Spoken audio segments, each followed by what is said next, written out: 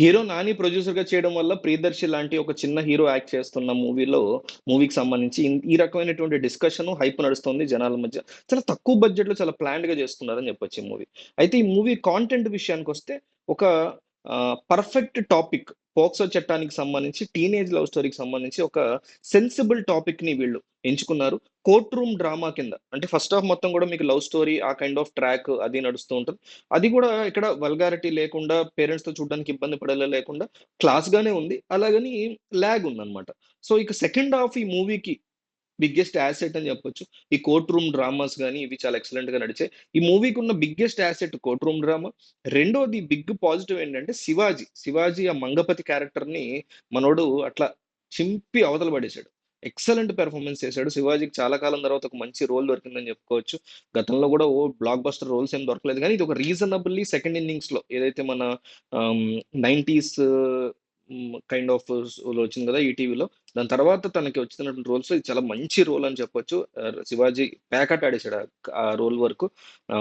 తర్వాత కాస్టింగ్ ఎక్సలెంట్‌గా ఉంది. అసలు ఒక క్యారెక్టర్ అని కాదు. ఈ మూవీలో చేసిన ప్రతి క్యారెక్టర్‌తో డైరెక్టరు పిండి పిండి వాళ్ళలో ఉన్న పెర్ఫార్మన్స్‌ని ఆ సన్నివేశాలకు తగ్గట్టు పీక్స్‌లో బయటికి తీసుకున్నాడు. సో, ఈ మూవీ చూడాలి.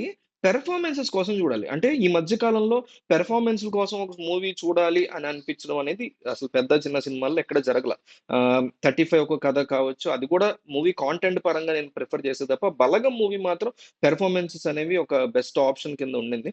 బట్ తర్వాత 'బలగం' తర్వాత మూవీ పరంగా చెప్పట్ల. పెర్ఫార్మన్సెస్ పరంగా peak of excellent performances and writing దానికి తగ్గట్టుగా మంచి రైటింగ్ ఉంది. ఇక నెగెటివ్స్ ఏంటంటే ఈజీలీ ప్రిడిక్టబుల్ స్టోరీ. ఏం జరగబోతోంది అదరనేది ఈజీగా మనకు తెలిసిపోద్ది. లవ్ ట్రాక్ చాలా బోరింగ్‌గా అనిపించింది. అండ్ బ్యాక్‌గ్రౌండ్ మ్యూజిక్ అంత సూపర్‌గా ఏం లేదు. సో, ఇవి నెగెటివ్స్. ఓవరాల్‌గా చూసుకుంటే ఒక చిన్న ఒక లిటిల్ ఒక అందమైనటువంటి థింగ్‌లో ఎలాంటి ఒక సెన్సిటివ్ టాపిక్స్ ఉంటాయి. ఒక అందమైనటువంటి లవ్ స్టోరీలో ఎలాంటి సెన్సిబుల్ టాపిక్స్ ఉంటాయి.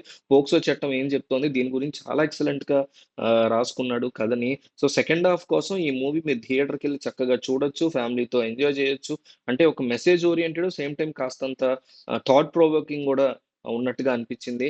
నాకైతే ఈ మూవీ నచ్చింది. ఉన్నాయి. ఫ్లాస్ అయితే డెఫినెట్‌లీ ఉన్నాయి ఈ మూవీకి. బట్ నచ్చింది. ఇక కమర్షియల్‌గా చూసుకుంటే ఈ మూవీ తక్కువ బడ్జెట్‌తో కాబట్టి ఒక 9,00,00,000 అరౌండ్ బడ్జెట్ కాబట్టి టేబుల్ ప్రాఫిట్ ఆల్రెడీ నానికి వచ్చేసింది. అది కాకుండా డిస్ట్రిబ్యూటర్స్‌కి ఖచ్చితంగా బ్రేక్ ఈవెన్ అవుతదని నేను నమ్ముతున్నా. ఓవరాల్‌గా ఈ మూవీని మీరు ఫ్రెండ్స్‌తో, ఫ్యామిలీస్‌తో వీకెండ్ రికమెండెడ్ మూవీ.